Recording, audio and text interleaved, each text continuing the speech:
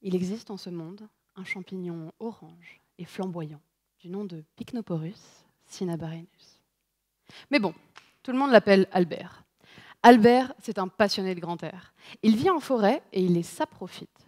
Saprofite, ça veut dire qu'il se nourrit et qu'il pousse sur du bois mort. Du coup, il permet la décomposition de ce bois et se rend essentiel pour l'écosystème.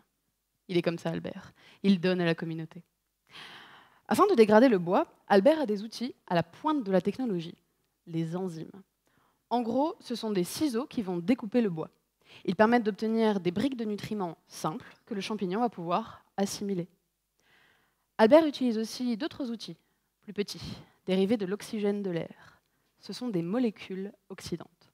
Elles vont venir oxyder, c'est-à-dire modifier les composants du bois, ce qui va entraîner leur dégradation.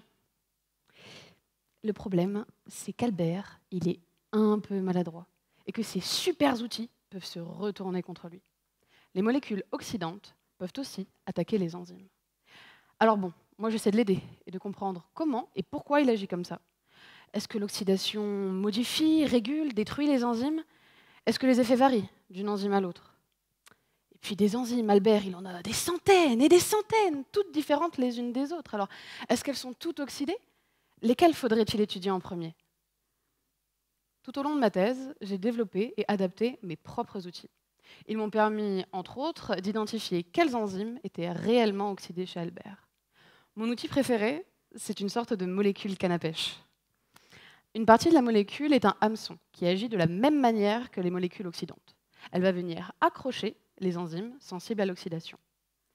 L'autre partie de la molécule est une sorte de moulinet sur lequel je vais pouvoir tirer pour récupérer les enzymes accrochées.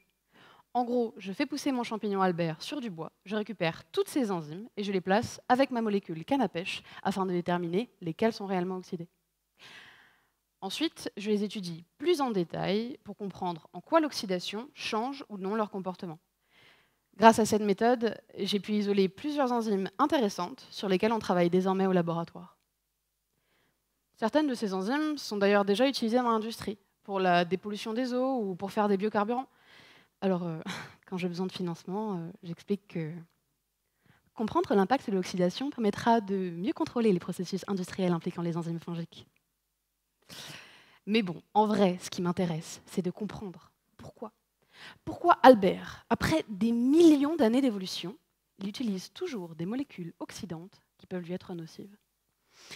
Il y a une stratégie ici. Tout ça n'est peut-être pas fait au hasard. Et si on comprend, on crée du savoir. Comme le dirait mon petit Albert, le savoir, ça profite à tous.